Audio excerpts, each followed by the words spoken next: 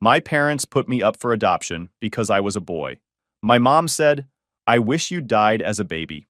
19 years later, they showed up at my business, begging for money to send my niece to college, but karma couldn't have written it better. Hey Reddit! My parents didn't just play favorites, they straight up gave me away for being born the wrong gender. So I built my own life, my own family, and kept it moving.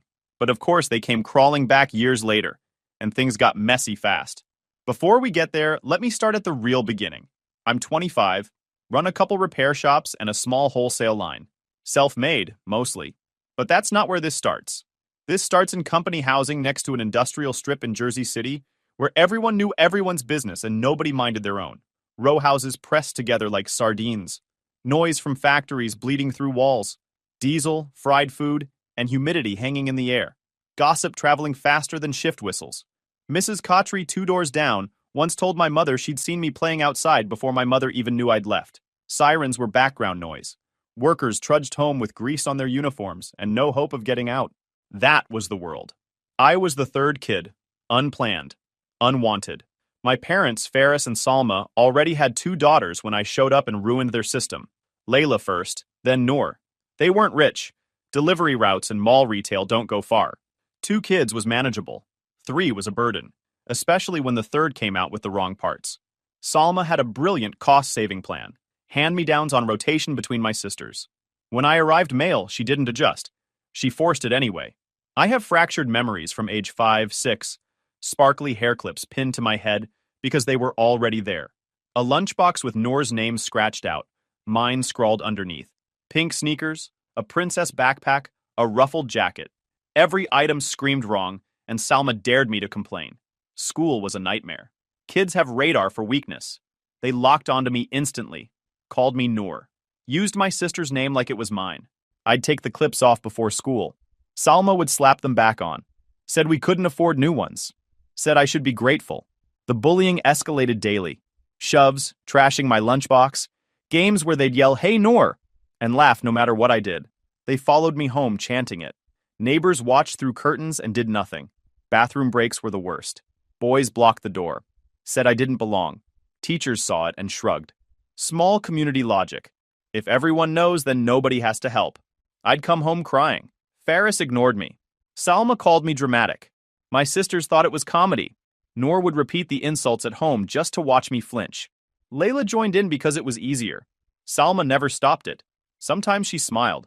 I started acting out around 6, hiding their stuff, breaking toys, cutting the hair off Noor's favorite doll, spilling juice on Layla's homework. Small victories. Big consequences. I didn't care anymore. Punishments were harsh. Locked in my room for hours. No dinner. Making my own breakfast while my sisters were served. Ferris would walk past the door, pause, then keep going. Every time. Then came the day everything changed. Worst bullying session yet. 3 older kids cornered me by the playground. One yanked out a clip, waved it around, mocked me in a high-pitched voice. Another dumped my backpack. The third kicked dirt over everything. Teachers were 20 feet away. Did nothing. I walked home filthy, bleeding, and 6 years old with the understanding that nobody was coming to save me.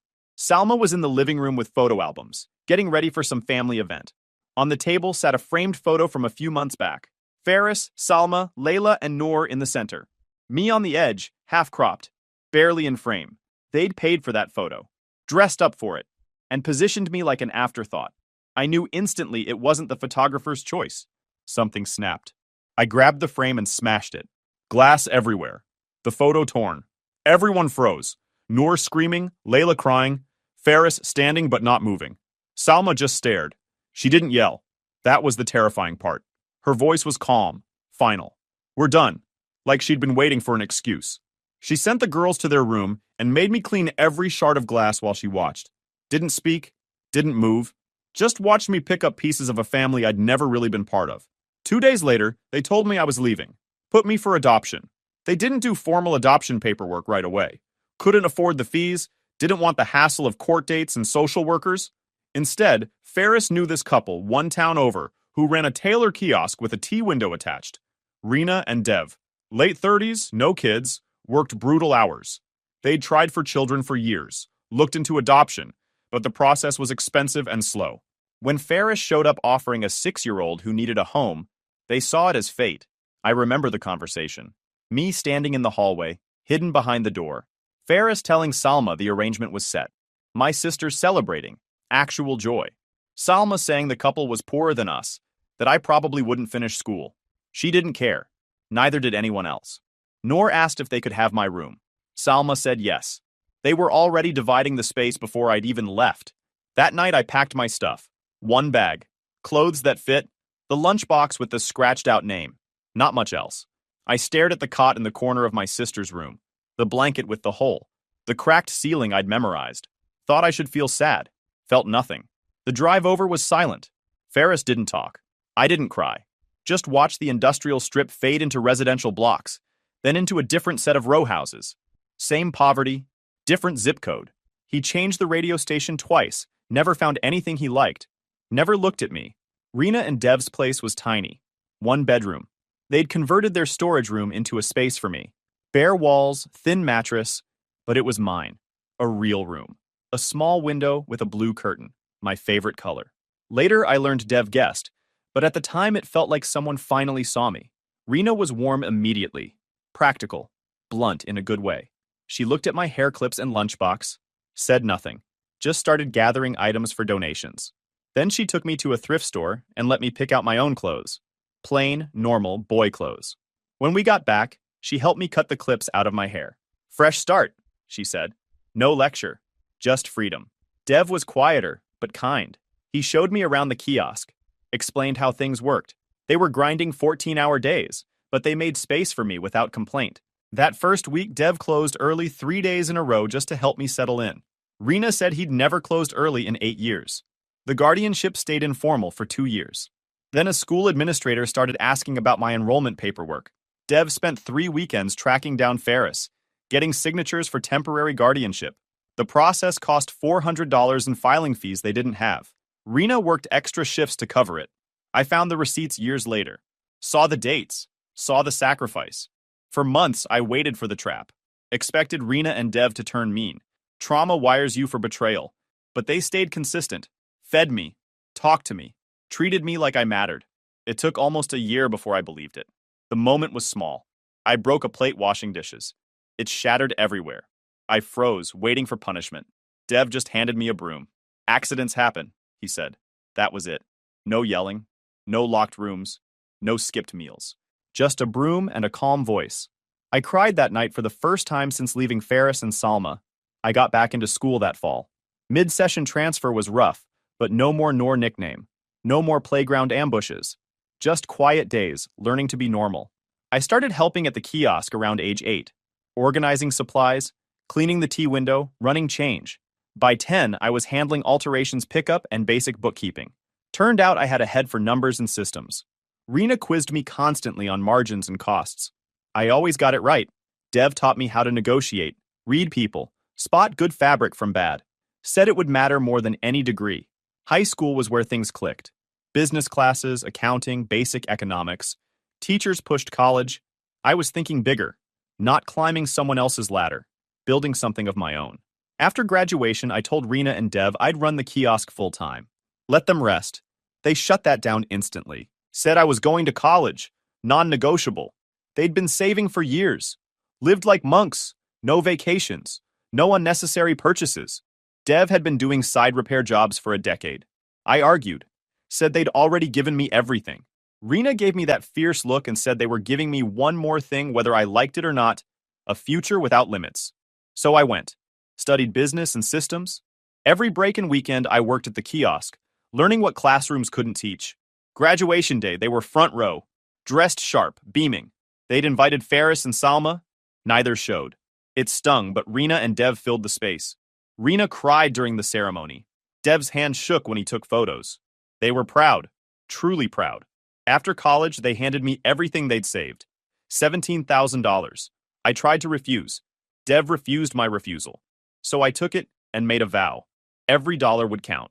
I started with phone repair. Small kiosk, high traffic area, low overhead, fixed screens, replaced batteries, long hours, tight margins. Every mistake hurt. Then, my first real crisis hit. A supplier sent a batch of defective screens, 40 units. I'd sold 15 before customers returned with issues. Had to refund everyone. Eat the cost. Nearly wiped me out. I spent 3 nights staring at spreadsheets, numbers refusing to balance. Dev found me at 2 in the morning, calculator next to cold coffee. You going to quit? He asked. Thinking about it. Don't. That was it. Just don't. And I didn't. Stayed up 3 more hours, mapped a path through. Contacted the supplier, documented everything. Threatened small claims. Got half refunded. Not perfect, but enough.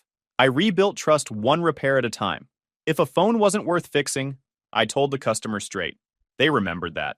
Within 18 months, I'd paid back Rena and Dev and opened a second location. Hired my first employee, a kid from the community college. Quick learner, good with customers. Paid him fair. Trained him right. He's still with me now as a manager. Then I pivoted into wholesale. Accessories, cases, chargers, bulk purchasing, thin margins, high velocity. By 24, I had 2 shops and a growing wholesale line. Nothing massive, but solid. Sustainable, scalable. Life was stable, predictable, good. Then Ferris walked into my repair shop. Her busy afternoon. Line of customers, phones stacked for pickup, usual chaos.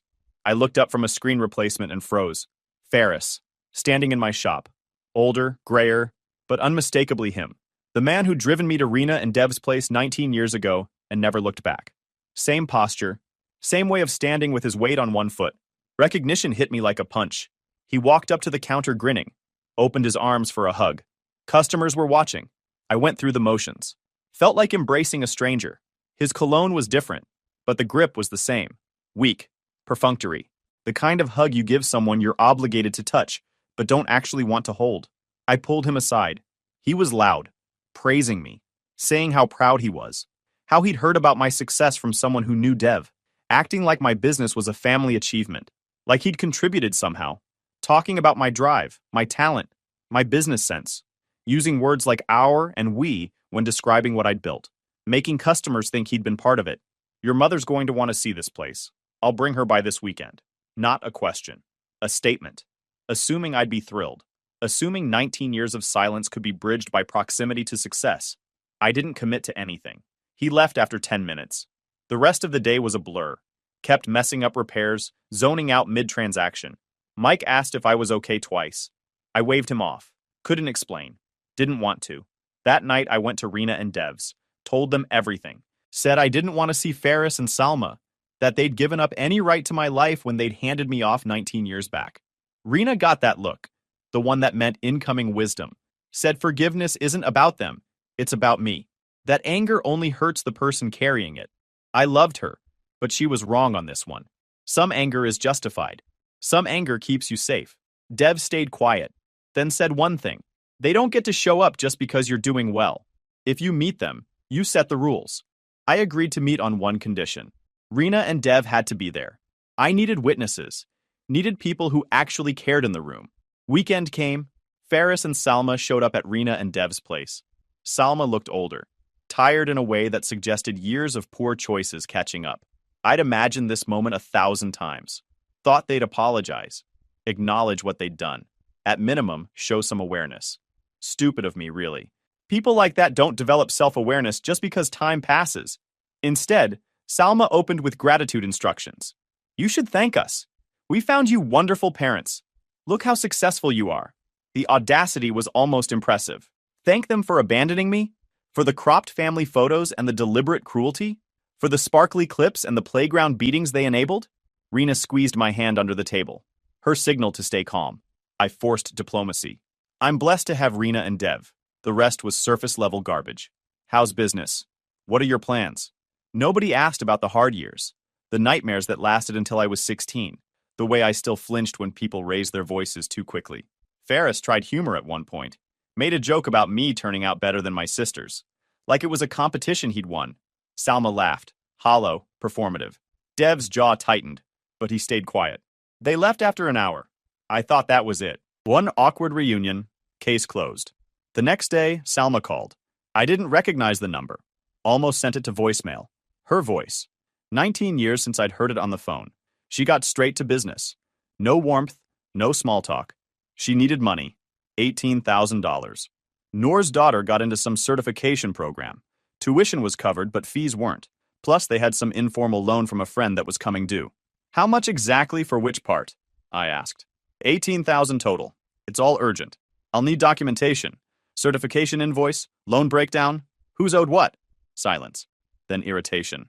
You don't trust your own mother? I trust paperwork. She hung up.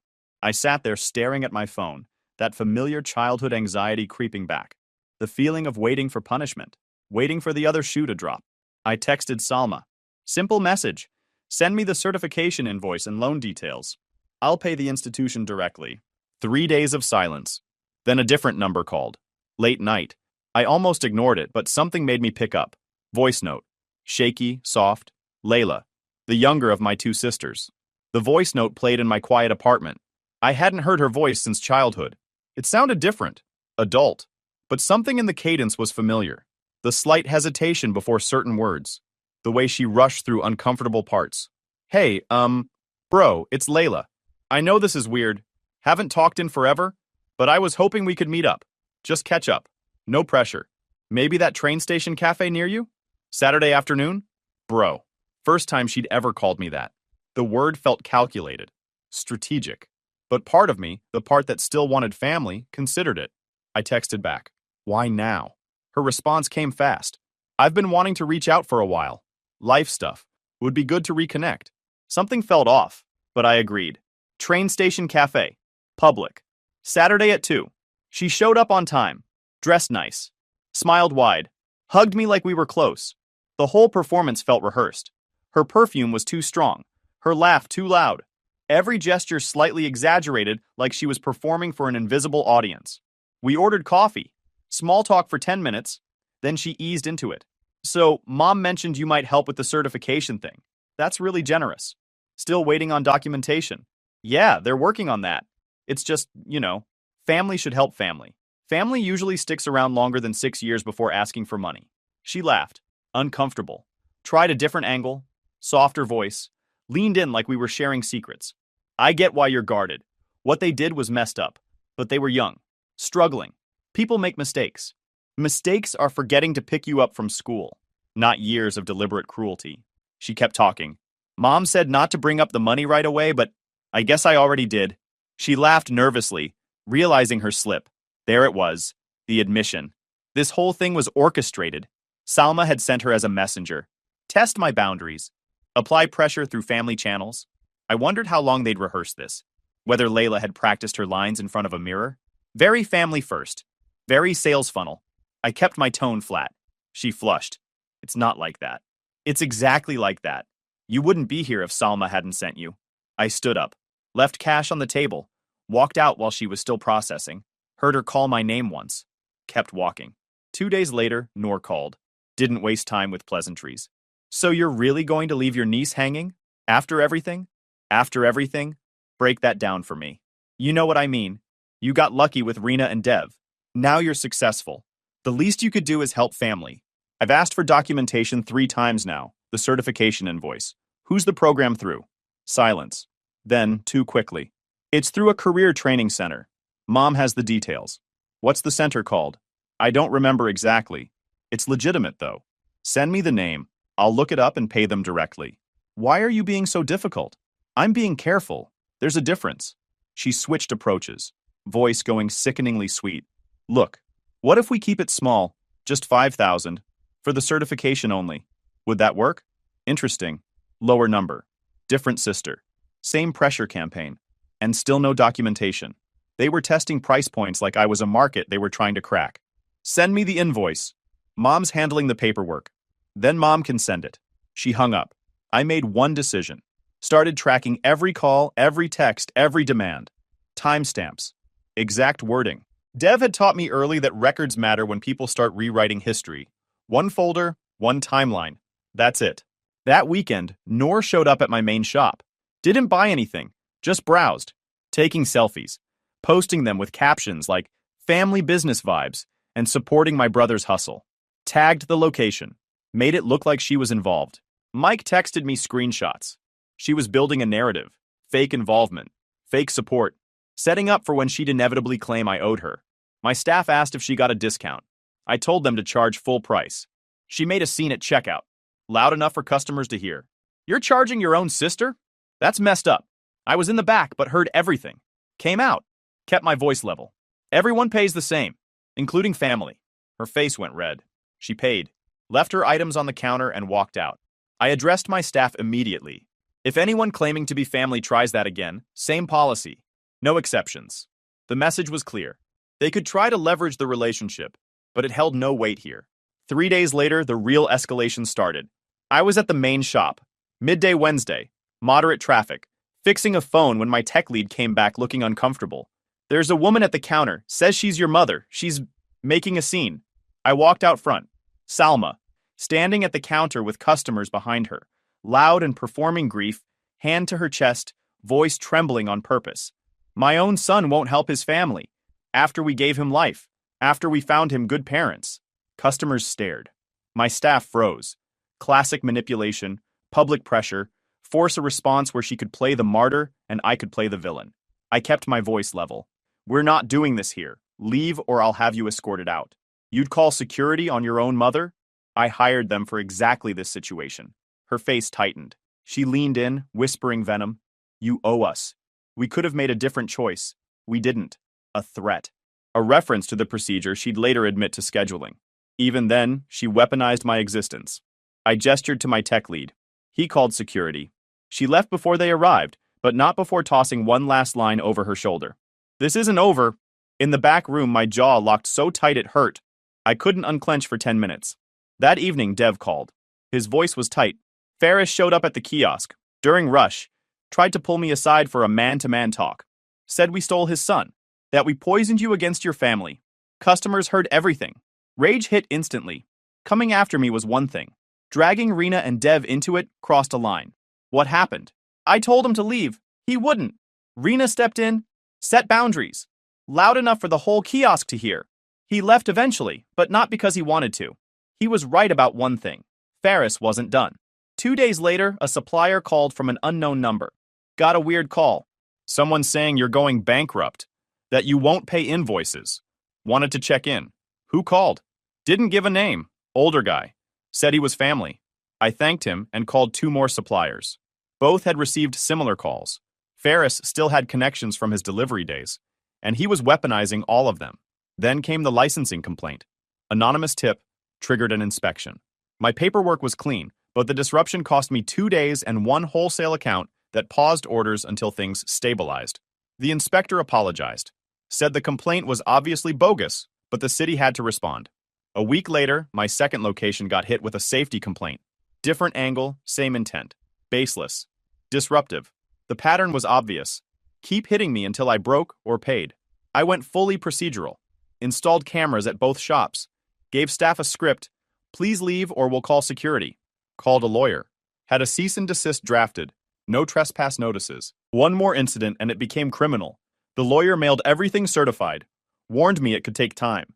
3 days later, my phone lit up with texts. Noor, you got a lawyer? Seriously? Layla, this is extreme. Salma, after everything we've done for you. Blocked all 3. They tried new numbers. Blocked those too. 2 weeks after the cease and desist, they showed up at my main shop. Together. Peak hours. Saturday. Maximum audience. My tech lead came to the back. They're here. Both of them. At the counter, Ferris was trying to charm customers. Salma stood beside him looking wounded and holy. She always did know how to perform. We need to talk, Ferris said. This has gone too far. Leave, I said. Or we call it in. We're your parents. We deserve respect. Salma's breathing was ragged. She'd been spiraling for weeks. Ignored, confronted, legally shut out. Ferris was pushing her forward like a malfunctioning weapon. You don't get to show up after 19 years, I said. 19 years? Salma snapped. You act like we abandoned you on a street corner. We found you a home. What else did you find? I asked. Before that, Ferris paled. This isn't the place. What did you book? I repeated, staring directly at her. She started shaking. Not with fear, rage with nowhere left to go. We scheduled the procedure when we found out it was a boy, she spat. We didn't go through with it. You should be grateful. The shop went silent. Customers, staff, everyone heard it. Ferris blanched. She doesn't mean that. We were young, but you meant it enough to schedule it, I said. Meant it enough to resent me for existing. I turned to security. Call it in. Trespass. Salma screamed. Ferris pleaded. Security arrived. Police followed. They were escorted out. I stayed behind the counter, steady on the outside, a live wire on the inside. Afterward, I addressed the shop. Sorry for the disruption. Those people won't be back. People nodded. A few offered quiet support. One older man told me I'd done the right thing. That helped more than he knew. In the back room, tinnitus rang in my skull. I stayed there until closing. I texted Rena and Dev. It's handled. That night, Noor texted from another new number.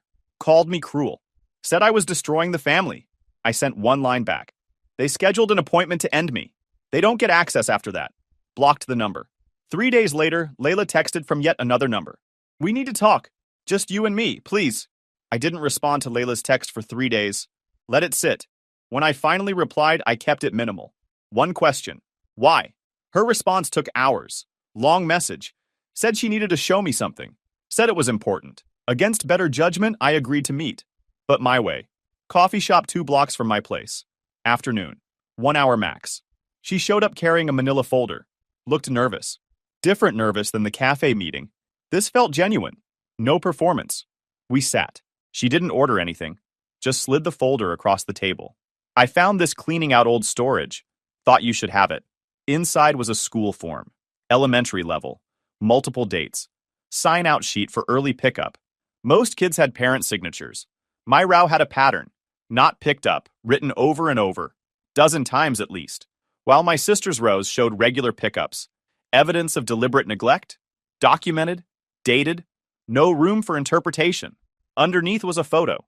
Kindergarten age. Me in those sparkly clips and a visibly feminine jacket. Adults in the background. Salma laughing. Ferris turned away. Other families looking uncomfortable. Proof that they knew. Proof that the cruelty was intentional. I was too young to remember this clearly, Layla said. But I asked Mom about it a few years ago. She said it was just practical. That you were being dramatic about it. Practical? The word tasted bitter. I didn't believe her anymore, so I kept digging. Found these. There's more too. Journal entries from Noor. About how Mom used to tell us you were the reason money was tight. That you were the problem. Why are you showing me this? Because I need out. Her voice cracked. I'm stuck in their orbit. They control everything. My husband left last year. I'm back living with them. They monitor my money, my phone, everything. I can't breathe. What do you want from me? A job lead. Anything. Budgeting help? I've got decent skills but no network. And they've isolated me from everyone who could help. I studied her face. Looking for the angle. The manipulation. But she just looked tired. Desperate. Defeated in a way I recognized from looking in mirrors during my worst years with Ferris and Salma. What did they tell you to ask me for? Nothing. They don't know I'm here. This is real. Why should I believe you? She pulled out her phone. Showed me texts. Salma coordinating with Noor about using Layla to soften him. Plans to get the sister angle working. Instructions to make it emotional. They think I'm still their messenger. I'm not. I sat back. Processed. This could be another layer of manipulation. Or it could be genuine. Either way, the folder was real. The documentation was real. That mattered. One question. What's the worst thing you heard them say about me? She didn't hesitate. Mom said it would have been easier if you died as a baby. That it would have saved everyone trouble. The words landed. Hit something deep. But they didn't surprise me anymore. She said that 2 months ago. When you refused the money. She was raging. Said you were ungrateful. That you owed your existence to her, choosing not to go through with the appointment. There it was again. Confirmation. The scheduled procedure. The deliberate choice. I made a decision. Pulled out my phone. Called one of my business contacts. Explained I had someone looking for administrative work. Set up an interview for next week. Then I gave Layla practical advice. How to open an account they couldn't access. Bank across town. Different branch from where Salma worked. Paperless statements only. Email they didn't monitor. How to route income away from their view. Direct deposit to the new account. Keep the old account alive with minimum balance so they wouldn't notice. They're going to notice eventually, Layla said. By then, you'll have enough saved to leave. First month, last month, security deposit. That's your target. How much do you need? She calculated quickly. About 4,000. Timeline? 3 months if I'm aggressive. Make it 2. They're escalating. The longer you stay, the harder it gets. She nodded. Processing. Taking mental notes. This is it. I help you once. You get your independence. After that, we're not close. We're not family dinners and holidays. We're polite acquaintances who share DNA. I understand. Good, because if you turn around and feed info back to them, I'll make sure you regret it. She nodded, took the folder back, paused at the door. For what it's worth, I am sorry. For all of it. I didn't respond. She left. I sat there another hour, staring at nothing. The interview went well. Layla got the job, entry-level admin at a local accounting firm. Not glamorous, but stable. $32,000 a year. Benefits. She moved fast, opened the account, started routing money, kept her old account barely alive. Salma noticed the job, but not the separate finances. Layla played it smart, complained about the low pay, said most of it went to gas and parking. Salma bought it. 6 weeks in, she had $3,000 saved. Found a sublet through a coworker, studio apartment, signed the lease, packed in the middle of a workday while they were out. Took only essentials. Left everything they'd given her. Clean break. Left a note. Simple. I'm out. Don't contact me. We're done. Changed her number that same day. Blocked them all immediately. Salma showed up at her work twice. Building security handled it both times. After the second attempt, Layla filed for a restraining order. Judge granted it immediately after seeing the texts Salma had sent. Threats mixed with guilt. Classic pattern. I went to Rena and Dev's that night. Told them everything. The folder. The texts. Layla's confirmation about the scheduled procedure. Dev looked furious. They scheduled it because you were a boy, then treated you like garbage for existing. That's evil. Yeah. What are you going to do? Finish it. 3 months passed. December rolled in. Cold. Early dark. Holiday season making everyone reflective or desperate or both. Layla had settled into her job, moved into a friend's sublet while she saved for her own place. She'd text occasionally. Quick updates, nothing heavy. I'd reply with short encouragement. We kept distance, building something that might eventually look like a real sibling connection, but letting it develop naturally instead of forcing it, because DNA said we should. Noor tried a health scare angle. Showed up at my shop claiming Salma had a heart attack. I called the hospital. No admission under that name. Fake.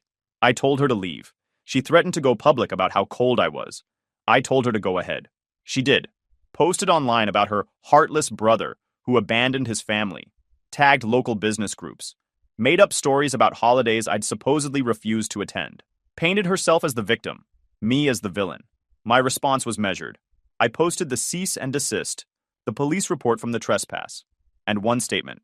My biological parents gave me away at age 6 for being born male. They recently confirmed they scheduled an appointment to terminate the pregnancy for the same reason. They have no access to my life. This is targeted harassment. I included screenshots, school pickup sheets, the cropped photo, the timeline of their demands. No emotion, no theatrics, just facts. Community response was immediate and overwhelming. Support poured in. Noor's posts got reported and removed. People came into my shop just to say they'd dealt with similar family. Sales jumped 20% that month. Funny how transparency cleans house. Ferris tried a legal move, filed a defamation complaint. My lawyer handled it. 4 months, 2 hearings, a stack of paperwork, dismissed. Countersuit approved for frivolous litigation. They'd owe my legal fees eventually, around $8,000. It cost me sleep and time I wouldn't get back, but the boundary was worth it. Christmas week, Layla warned me they were planning an ambush. They knew I'd be at Rena and Dev's place on Christmas Day. Wanted to force a reconciliation. Leverage guilt, nostalgia, cultural pressure, old tactics. I changed plans. Texted Rena and Dev. New venue, Layla's sublet. Christmas dinner. Just us 4. Christmas Day was simple and perfect. Rena cooked. Dev talked about finally retiring the kiosk. Layla told us about her job, basic admin work, but she was thriving. We laughed. We ate. We existed together without tension. The kind of family dinner I had spent my entire childhood imagining. Around 7 p.m., my phone started buzzing. Different numbers. Same people. Where are you? We're waiting. This is disrespectful. I replied to Ferris only, I know you planned an ambush. I'm spending Christmas with people who care about me. Lose my number. Blocked all 3 immediately. New Year came and went. Quiet. I spent it with Rena, Dev, and Layla. Watched the ball drop.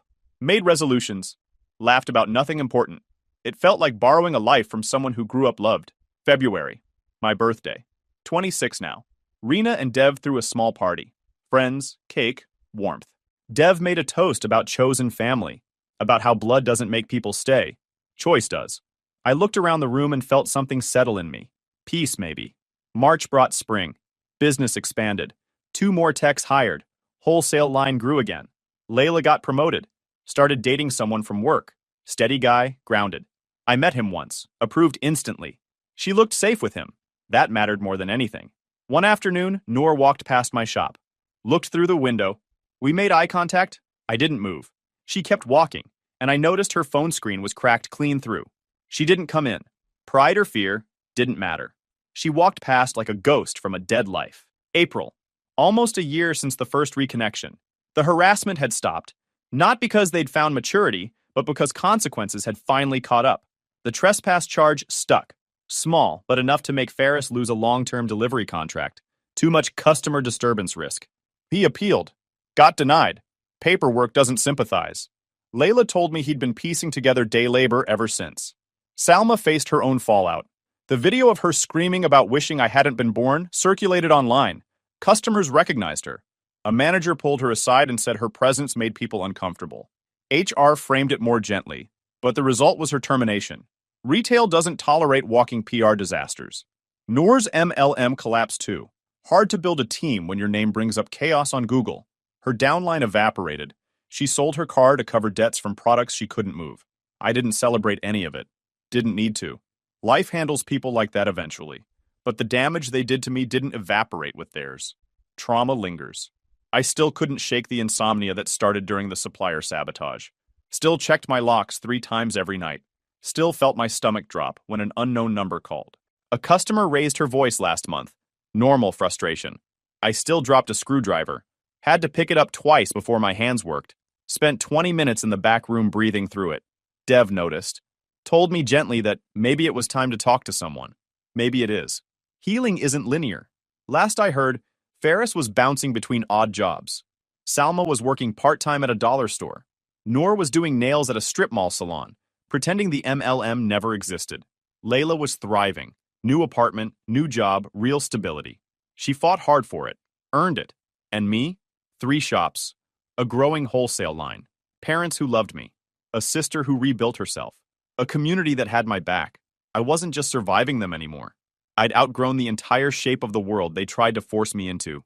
They'd given me away for being born the wrong gender, scheduled an appointment to end me before I took my first breath, treated me like garbage for existing anyway. I took that garbage and built something real. Not because of them, in spite of them. The thing about being cropped out of the family photo, eventually you realize you don't need to be in their frame. You build your own. And from where I'm standing, it looks pretty good. If you enjoyed this video, please hit that subscribe button. It really helps the channel and help us bring you more and better stories. Thanks.